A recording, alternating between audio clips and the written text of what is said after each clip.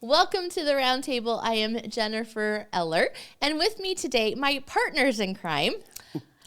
That's way better than co-host. It is. You know, is better. I was working. I was Probably way more partners in accurate. crime. well. I was working on things for the story wall today, so I was listening to a lot of round tables, and I kept saying the same thing over and over again. So I'm like, this partners is in crime is boring. way So I better thought than I got to come up with something co-host. else. So yeah, you know, we could have some fun and get into some trouble probably. So you guys could be my partners in Partners crime. in crime. So there you go. So Okay. Mike Hill. Nick Wilson, but Corinne's going to take over for a little bit. Well, Nick has to go somewhere. So, yeah, welcome, Corinne. And then our guest today is Annie Kistler. Hello, Yay. Annie. Thank you, God, for letting Annie come today. So, couple fun questions for you. So, you're a grandma of how many? I am Nana to 4 grandsons, ranging from 9 to, I think the youngest one's 15 months. Okay. All boys. Wow. All boys. All boys. I came from a family of all girls, now I've got all grandsons. So, what is your favorite thing to do with the boys? We camp. Mike and I had bought a camper right before he passed away. We got a truck and a camper, and then he passed away, and so I had a camper, and now I pulled... Well, I went and bought an easier one, but yes, now I pull a camper and we go camping. Because the other Nice. one was too big? It was a hybrid with the fold-out ends, Okay. and I couldn't do it by myself anymore. So we have a lot of fun doing that, and the kids play sports, and I don't miss anything. So Nice. You chase them everywhere? I do. My dad did for us, and it was very important. I believe that, and so yes. If they're both playing the same day, then halftime I do a switch. So, Wow. yeah. So, do you like to cook or do you like to take things out to eat? I don't really prefer to eat in restaurants. I really prefer to cook. Now, I use the term loosely. I can cook. And if I'm going down to my son's, I usually will cook and take the ingredients. And when I'm really hungry for something, I'll cook and I'll share with my daughter. And she works at Wings, and I share with them. But I'll tell you, some nights I really have SpaghettiOs and meatballs or a turkey sandwich. So just depends on my mood. Yeah. SpaghettiOs. With meatballs, not just the plain ones. That's my go-to if I've worked on something too long and I'm like, oh, crap, I should not eat too late because it doesn't help me sleep well. So. Yeah. So when you were growing up, what did you want to be when you grew up? What job would you have had if you could have had any job? Really, I just wanted to get married and raise family. So when I grew up, when you graduated, you either, some of them went to college, the rest of us got married, and you started families. So my family was blue collar. My parents both worked at factories, and that was my first job. I babysat, we did that all the time, but my first real job was in a factory. Actually, it was the original this factory. Oh, really? Yes, it was. So, Your parents worked at this factory? no, I did. Oh, you did? I did. But where was it prior to here? In the building closest to Bryan over there. Like where Precision... Sing, is that Sing, Metal, is it? SINGH or whatever? Oh, the towards the back overflow of that lot. one. Yeah, over Got it. there. Yeah. Yeah. It was, what, Magnatech? It was something else. Trad, U-Trad. Oh. And everybody in town worked there. And you could work there more than once. They just had continual turnover. I think I worked there 5 years and never made $5. Wow. Yeah, my dad worked there. My mom and dad both, that's where they met. But You worked Okay. there 5 years and didn't make $5? Never made a $5 an hour. yeah, I think they made like $1 or $2. Yeah, it was. I mean, that was in the late 60s, early 70s. I mean, people, can you imagine that today? $5. I certainly wouldn't work for $5 now. Yeah, right? Right? Yeah. Exactly. Yeah. So, Yeah. I actually had worked there twice. So, So then growing up, were you a wild child or were you a rule follower? I was never really a rule follower. And I think as I got older, that became more evident. I had 4 younger sisters. My parents worked separate shifts. A lot of times I was in charge of the 4 beneath me. So as I got older, and, you know, you learn to drive and you do certain things, and I decided there was more out there, I guess. Probably things I shouldn't have discovered, but I did. I got kicked out of high school, Catholic high school. Oh, my. Yeah, my sophomore year, for smoking in the building. So then I went to Huntington North, and that's where I graduated from. So, yeah, my mother was mortified. For you smoking in the building? For getting kicked out, yes. My dad was mad because he had to come, and the priest that kicked me out was sitting there smoking as he was kicking me out. Oh, my gosh. So, but I could have really easily been more of a juvenile delinquent if given the chance. So. Given the chance. Yeah, yeah. I was talking to somebody yesterday about them being able to be sneaky. I said, yeah, probably their biggest mistake was putting me on the ground floor with the window. In your house? In my house? parents' house, yes. So, Yeah. but, you know, we all do things. And so, but my dad had probably done all the things I did. My mom had never done any of it. So she had a hard time accepting that I wasn't in the rank and file. So, Yeah. So when did you meet your first husband? actually, we met, he lived up the road, and I was friends with his sister. And we were engaged by the time I was 16 and married. Engaged when you were 16? Married shortly after I turned 18. We'd have got married sooner, but I had to be 18. So, so that was right out of high school. So, hence the luggage story earlier. The what? So just start telling your story, Annie. What was that marriage like? And yeah, what? Luggage? Mom and I were like oil and water as I got older. And she got me luggage for my graduation present. That's a great idea. Isn't that a great idea? If you can't get your kids out of the basement. Because I loved the sermon a couple of weeks ago, because I know people that, I'm like, dude, these people out of your house, you're not doing them any favors, right? So anyways, I guess that was my favor. So I got married 18, and Gary and I started a family. I think I was 21 when Brandy was born, and then I was still 21 when she died. And she died at the babysitter's in a swimming pool. Somebody obviously wasn't keeping an eye on her. And, you know, growing up in the Catholic Church and in my household, growing up, people died. My first memory is being 5 years old, first memory, standing next to my dad on a kneeler at my grandmother's funeral. And I don't know if that was a harbinger of things to come, because I've been in that funeral home, same funeral home, more times than I'd like to remember. So anyways, carried on, had 2 more kids, and Well, don't kind of skip over that. I mean, you just what kind do of. you want to? Well, but that's what they expect. It was just, it's nobody talked about her. It was never a discussion. I was devastated, but we were raised that things happen and this is the way it goes, and it was more of a suck it up buttercup kind of.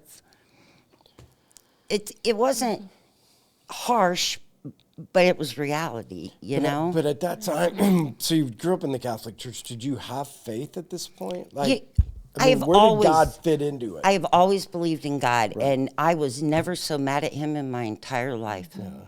But there was nobody to talk to work through it. What about your husband? No. Like, he's not didn't want to talk through things, or No. It was just, this is what happened, and what's our next plan? She died in 21, or I'm sorry, she was born in 83, died in 84, and then I had my son in 85. So then it's just life moves forwards. Only it really doesn't. Only it really doesn't. Eventually it will come back and bite you. And eventually it did. And instead of making decisions that I needed to make, because when you get married, you're expected to be there for life and make things work. And it's hard to make things work when there's not a whole lot of discussions going on. And I crawled into the bottom of a bottle thinking that that was the answer. Because it was easy to cope. You know, I was very high functioning. I got up. I didn't work until that was the agreement to have more children was I was not going to go back to work. If we were having kids, then I was the one in charge. And that meant 24/7. It made So did me, he help with the kids at all? Or? once they got older and they could do things, yes. And he attended all the sporting events and helped run them here and there and whatnot. And this entire time, I was taking the kids and going to church. We went to the Catholic church a lot. My dad went every Sunday. And that was nothing that he was ever interested in. So, you know, so anyways, we move on to, I left and we got divorced and, So you were drinking and stuff while you were still married to him? I correct? was, yes. I was in all that stuff with Brandy happened early 20s. By the time, and I partied all the time when I was a kid. I probably smoked my first weed, smoked my first cigarette, had my first drink, I think I was 14 years old.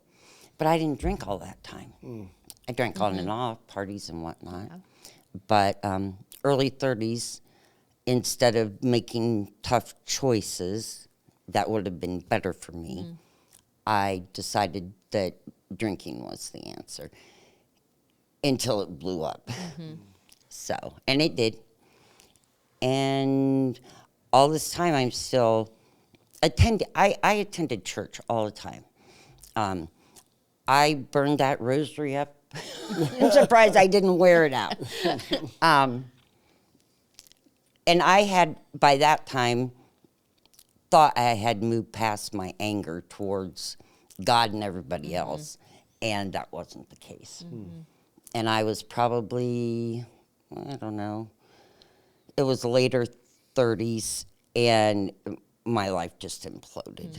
And I had to make some tough decisions to get things turned around, and so that's what I did. I quit drinking, and I got a divorce, and I moved on. So you just stopped drinking on your own? Oh, God, no. Okay. Oh, no, that took 3 counselors and some drugs. Okay. So you sought out help then for that. You knew I had to. You knew you wanted to make a change. I had to, yes. I had to. My life wasn't going to get any better. And unfortunately, alcoholism runs in the family. I watched that happen to a lot of the people in my family. But I'm very... if I have something in front of me, then if I've made up my mind I'm going to do something, I can do it. A lot of people that quit drugs or alcohol, the average person used to be, I don't know if this is still the truth, used to be the average person failed 7 times. I never went back to it. I quit one day and that was it. It wasn't easy. Right. And I didn't really, until Terry died, my second husband, I lived in North Carolina, and that's when I knew I was really sober, because he died, and I didn't end up on a bar stool somewhere, because there wasn't anybody there to watch me. It was just him and I down there. Yeah. So you weren't married for him very long, were you? No, unfortunately not. Yeah. I loved him dearly, and we were married in 2003. We spent our honeymoon at the Lutheran Hospital, and then he died in 2007. Wow. And I went back to North Carolina thinking I could pick up my life down there, and that wasn't the case. We attended, because he was Catholic also, And around here, we had to follow rules because people knew who we were. Down there, we could participate in everything because they didn't know. I know that sounds terrible, but they didn't. Yeah. But they didn't know. Right. So we could more fully pick our faith back up because there's a lot of roadblocks in the Catholic religion. So, but yeah, he died in 2007, and I went back, and in 2008, I decided I couldn't do it anymore down there by myself. So I came back, and at that time, my dad had been diagnosed with Parkinson's disease. So the timing was good. I took care of Dad. I took care of his doctor's appointments and found him someone in Cleveland to go to. We used to go to, I'd take him to Cleveland. I managed his meds, and he was always my go-to person. But even when Brandy died, it was hard to go to because his Catholic faith was just, I don't know, Annie, things happen. God's in charge and things happen. And I remember telling that to the surgeon in North Carolina when he called and said, what happened? And I said, what happened is God's in charge. And it was his time. And no matter what surgery you do or how much I pray, it was his time. So if you spend your life trying to redirect the other person's path, you're standing in their journey is what I've come to. That's a conclusion that I've come to. And it's never so evident that God is in charge when people die. I think that really... Do you think that's when people realize that God's in charge? I did. That was my big defining moment, was that he definitely is in charge, and that you've got to have faith that they were on their journey and you were really blessed to be a part of their journey.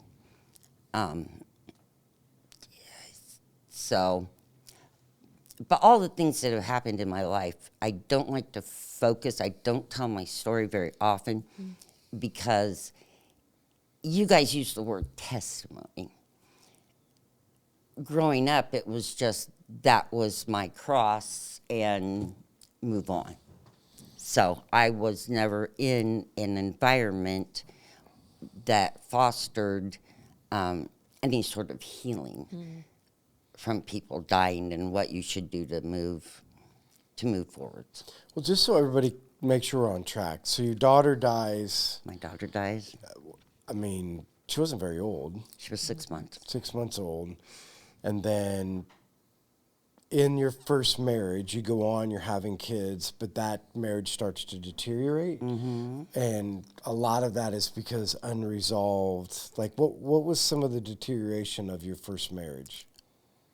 I think because we didn't work through it together, Right.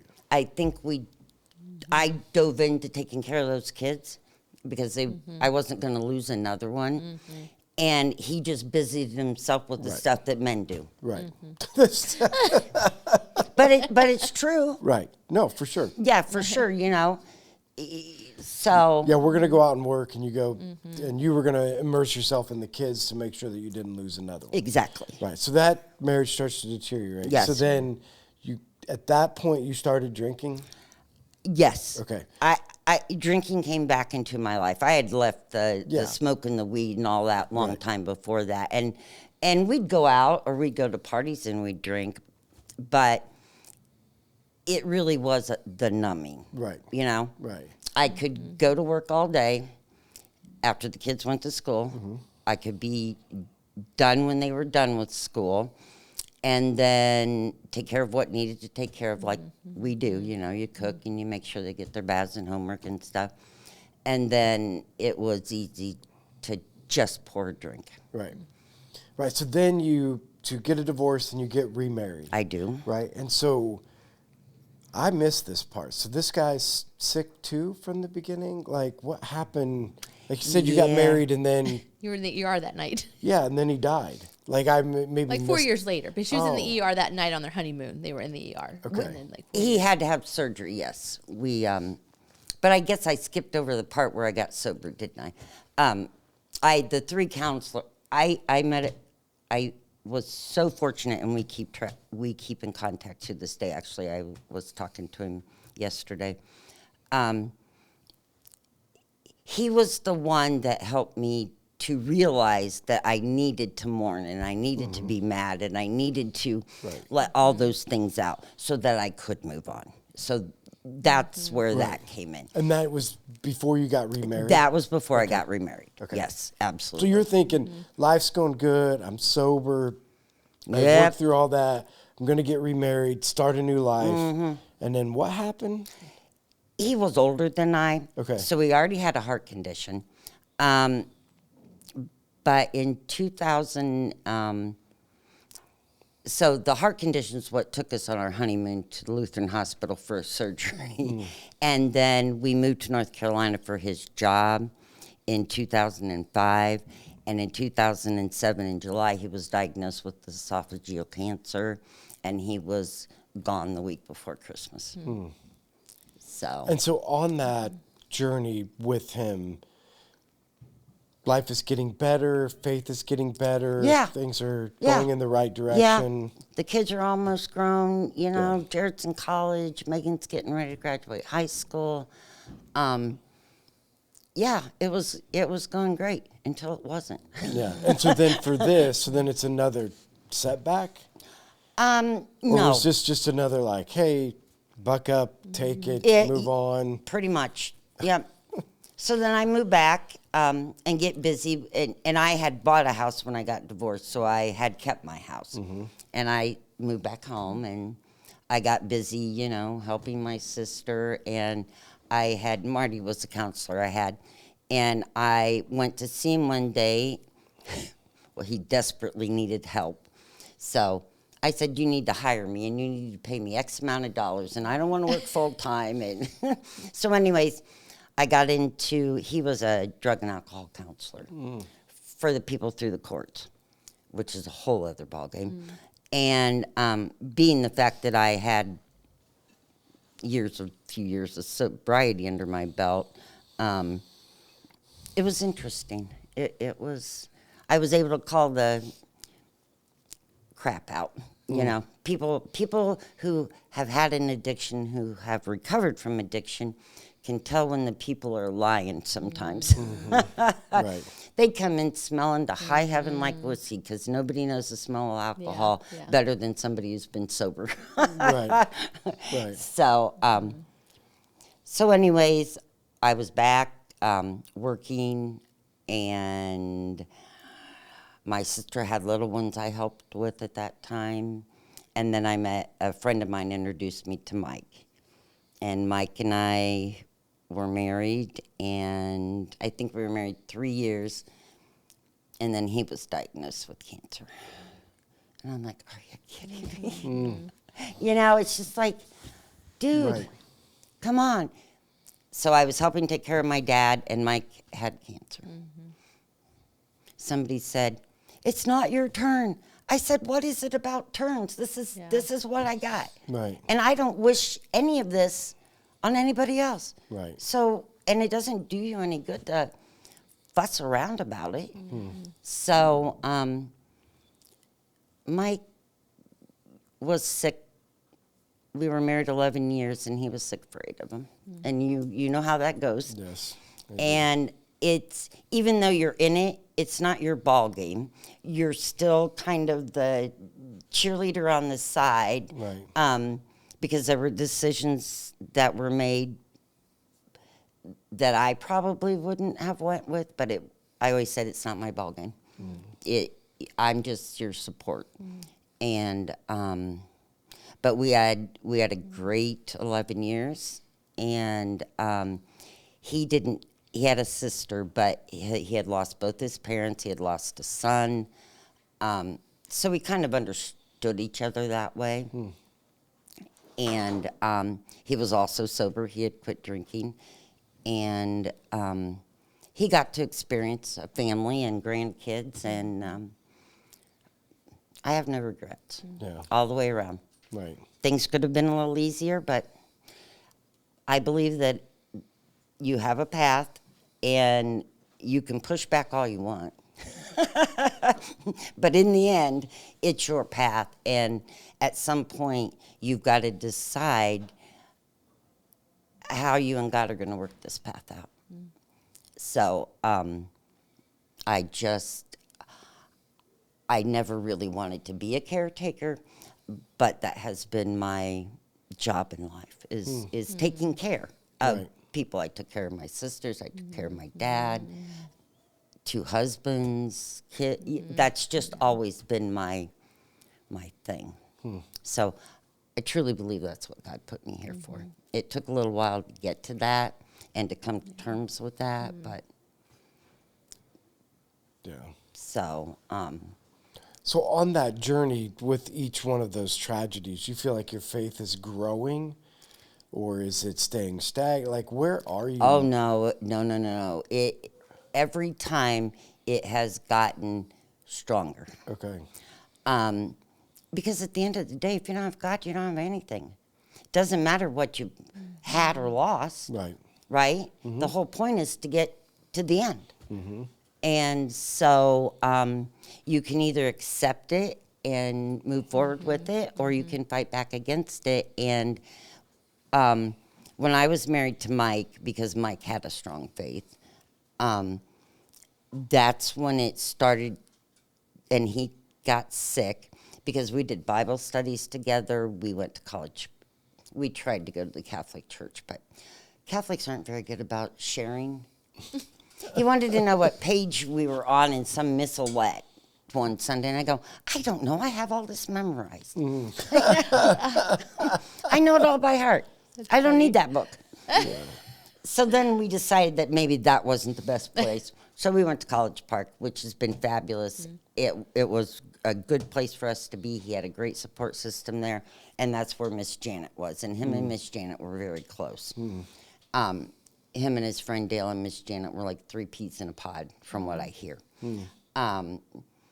So anyways, that's really where the scripture part started coming in, because he did read a Bible every day, and he did pray every day. And some days I'd open the door to go see where it is, and he'd be on his knees. And I'm like, oops, sorry. Yeah. So that's where the daily prayer and the scriptures really started. Because that wasn't a part of your Catholic faith. No. Yeah. It was strange. It took me a long time to realize this, and it's just been recently. And I asked a couple of my sisters, I don't remember there being a Bible in the house. I don't remember there being a Bible in my grandparents' house. Right. I don't remember anyone using a Bible on a daily basis until I met Mike. So he was my blessing from God in that aspect, because it really opened up my eyes. You know, I'd heard scriptures, the ones the Catholics pick for their Sunday sermons, but as far as just reading a Bible, we never read a Bible. And God always said, because that's what we're supposed to do, you know? That's the way we've always done it. Right. So questioning was not, Megan was a teenager, and she didn't want to go to Catholic church anymore. She wanted to go where her friends go. So we started, her and I and Jared started going to the one in Markle. And my dad was mortified. He's like, why are you going there? And I said, because they have a youth group, and Megan wants to be involved. And he's like, he was just fit to be tied. He really was. He said, why can't you just do the Catholic stuff? I said, Dad, she doesn't understand it. You don't need to understand it. You just need to have faith, is what he said. Wow. Right. So, but that's the way they pretty much Yeah. Right. Yeah. So So Mike was always involved in the Christian church. he was, yes. Okay. I think he might have met Miss Janet through divorce care. Oh, okay. I think, and then ended up, him and Janet did divorce, led divorce care, that kind of thing. So that's where they had gotten hooked up. Huh. So through him, I met Miss Janet. And since my dad has passed away, everybody needs a go-to, and she's kind of my go-to. She's a great sounding board. Yeah. So, and there's no better example of a disciple on earth than Miss Janet. That's the way. Shout out to Miss Janet. You know it. So she has touched so many people's lives, and she is so positive and caring and uplifting, and so I got to get close to her through Mike, because she was a godsend when he was when he was in hospice at home. Right. Yeah. So she would come over to give me a break, and I think they pretended they were doing Bible stuff, but I think that they were talking through a lot of things. So, but yeah, so that's how I got here, was Miss Janet. Oh, really? Yes, that's how I got here. When Mike died, I didn't really want to talk to anybody. And I decided that I would tear my entire house apart. And as I was putting it back together, I would put my life back together. That was my goal. So she likes to remodel. So she can do a lot of things in her house. I do like she to. So really like demo. Yeah. I do like to remodel. And I always have some sort of project going. But I decided that perhaps after, I think August, he died in January, and in August I thought, I kept seeing that grief share thing. I thought, Dad's not around anymore, maybe that's a good idea. So I went to grief share, and it was a good idea. It was a lot of good support, but I always can't get past the point of it's done, it's over with, move on. So they said you should find somebody to help. That would make you feel better. I'm like, but I don't want to talk to any people. So I went to the shelter and got a hospice foster dog. And I already had dogs, okay? So it wasn't like I needed another dog, but that dog needed me. And I think I needed to care for something. She was a hospice foster when I got her, 16. Wow. She's a little terrier, doesn't probably weigh 8 pounds. She's blind and she's deaf. Okay? She got sick. I took her in, and they couldn't believe she was still alive. I've had her 2.5 years. Wow. I said, you lied. She is not a hospice foster. But I will tell you what, that dog has taught me a lot about faith and trust, because she had lived with the same person her entire life. And she was okay with me. She knew I was going to feed her, and she knew I was going to take care of her, and she has a warm bed. So it was a lot about, I know it's not God involved, but it really is. But it really is. It's like there's a prime example of a living creature that has faith that someone is going to take care of them. Which is what God does for us. Right. So. Yeah. And you still have her today. I do. What? She's I thought this dog was dying. Well, she that's still what they has told her. me. So I'm like, you still have her? Wow. What happened was her person died, and the family that was left didn't want to take care of her. Right. So they brought her in to have her put down. Yeah. She's perfectly healthy, except she's blind and she's deaf. Yeah. Right. She can see shadows. But it maybe took her 24 hours to find me in the water bowl, and since then she's been happy as she sleeps most of the time. You don't even know she's there. Wow. I have had to put 2 of my dogs down since I've gotten her. So she's outliving.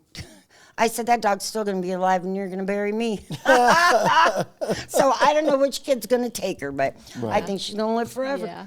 So, So our Christmas Eve service was one of the first services you came to, wasn't it? It was. That Janet invited you So to? Miss Janet let me be myself until December. Yeah. And in December, she had checked on me, and we had talked and stuff throughout the year. And she said, no pressure. but there's an Eve service. And so she invited 3 people that I think she thought needed to be here. I don't know if the other 2 attend, but I came Christmas Eve, and I'm like, I had never picked my own church out before. You know, I was raised Catholic. Terry was Catholic, so we did Catholic. Mike was College Park, and so we went there, and I'm like, and I had went to Catholic church in that year. I had, but because I tried to go back to College Park, but I couldn't. It was difficult for me to be in there, and she invited me to Eve, and it piqued my interest. So you guys take that. You don't do the so there was some time lapse. So I don't know how many old sermons I watched and podcasts I watched, and I thought, yeah, I think I should give this a try. So I came in that January, and the first service, I've never heard God speak like audibly, and it just was, follow me. And I'm like, this is where I'm supposed to be. But it was just instantly I started crying, and I'm sure people thought I was crying because, you know. The message was so good and everything. Well, I'm pretty sure it wasn't that. But it wasn't you. It's been you on other occasions, but it was not you that night. And I thought, this is truly where I need to be. So I have done Bible in 1 year. I do devotionals, things that I never would have imagined that I would do. I made a really super good friend here who's a little younger than I. We just clicked. The Adulting 101 class was an easy way to meet some people without the pressure of scripture or whatnot. So, but yeah, it's been a great experience. There's a lot of good things going on here. And I truly believe that God is He's alive in these walls. My grandsons come with me from time to time. My 6-year-old grandson loves coming to church. And this made my hair stand up. He had come to one of the children's ministries. He likes to go there. Leo likes to come to regular church. And it was near Christmas time, and they had done Jesus in a box, where Jesus is folded, and when you open the box, so Jesus is the gift, right? It wasn't too much after that someone that he dearly loves had a meltdown. And he went to his room, and he got his Jesus in the box. And he gave it to that person. Yeah, exactly. That's awesome. It is awesome. It is awesome. And he will tell you that he says that's our church, isn't it, Nana? That's you and my church, isn't it, Nana? So he is really he's got an understanding. He's got an understanding. So, but I that was just craziness. Really? Yeah. So, through the eyes of a child. Or through the eyes of a child, exactly. He heard enough that day to know that somebody else needed that gift more than he did. Right. So that was pretty cool.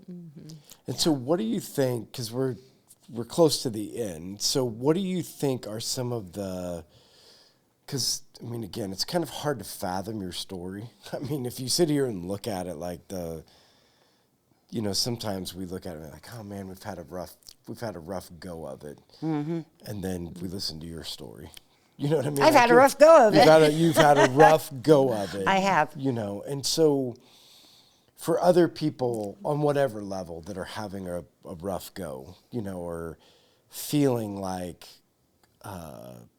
things just aren't going their way, like what are some things that kept you going through tough times? Like you brought up Miss Janet being somebody who was. Were there other things that kept you moving forward, whether it's something you did on your own or something you did with other people? Yes. I have, before Miss Janet, it was my dad. My dad was a great sounding block. He was very not judgmental. And I have a grandmother who was fabulous, and she had lost, my grandfather had died when she was in her 50s. So she understood some of that. You've got to find people to relate to.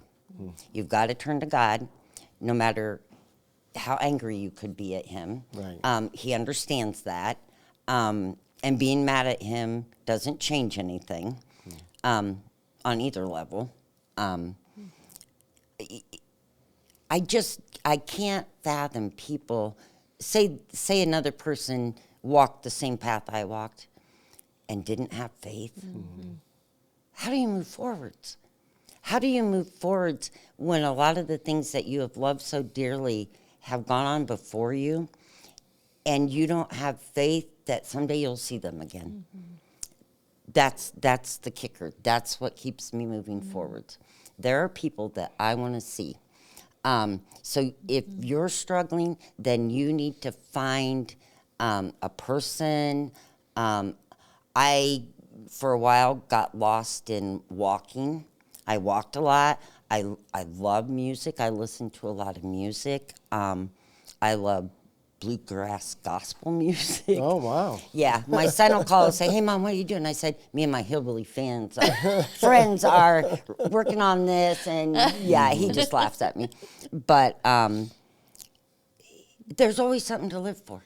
Right. There is always something to move. You may not see it at the time. Even when Brandy died later, it took me a long time to realize when I was married to Gary, he only ever wanted one child. I wouldn't have Megan now. So she's the joy that came out of that, pain.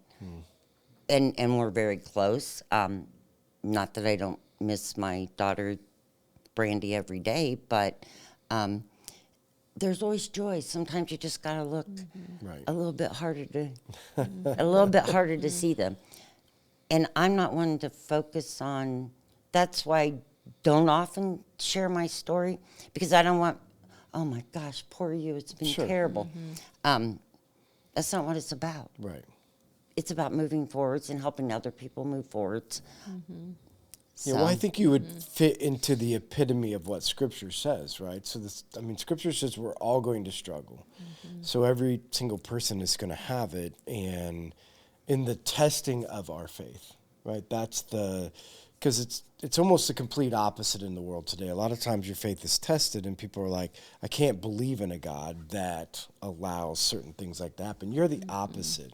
It makes me even believe more in a God that, yes, we're all going to have this, but believe more, because I need something to have hope in. Right, like exactly. Hope in the future, regardless of the circumstances of life, there's always going to be hope for the eternity. Exactly. And so you have the epitome of what you're saying in your story is what God always says, is that we can't have our hope in this world.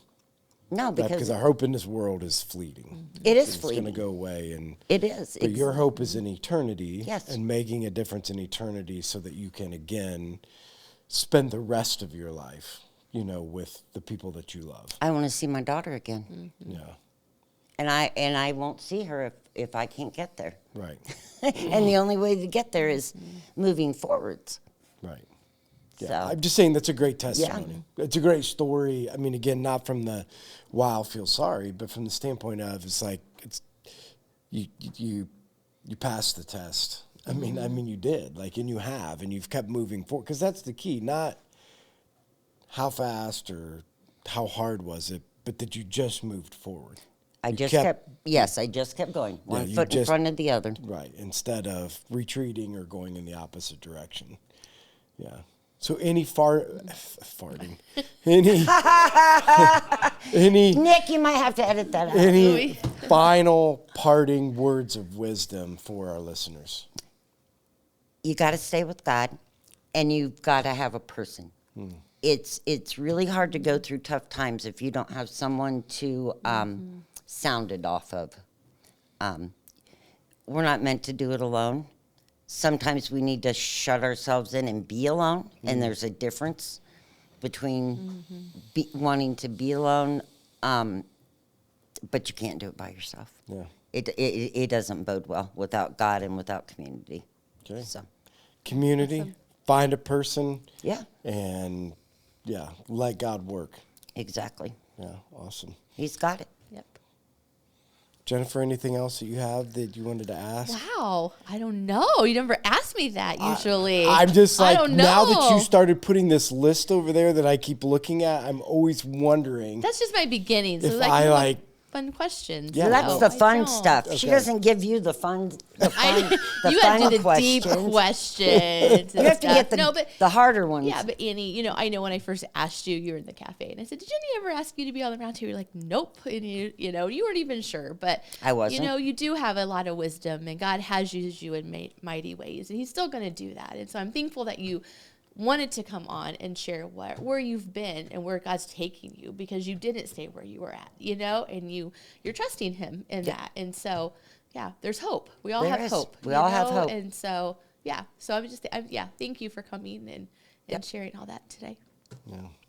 So when this comes out on Facebook, make sure you like, share, or comment so they can make sure we get it on other people's feeds, that more people that can see Annie's story and understand, because if there's one thing that's a constant, living in this world is a struggle, and the struggle is different at every level. But I think this is a great testimony to anybody that is struggling or how to prepare for the struggles to come. And so like, comment, or share so we can get that out there. If you see her at church, I think she's a second service. You know it. Third row, second service. Yeah, I was going to say, usually second service, and make sure you come up and say hi. So if you're listening, get on YouTube and watch so that you can recognize who Annie is. Because that's the other thing about the podcast, and I've heard this from a lot of people, like I get to know other people, and I can see them in church now, and so that's a great opportunity. So make sure that you come up and say hi to her on a Sunday morning. So thanks, everybody, for joining us, and we'll see you guys next week. Bye.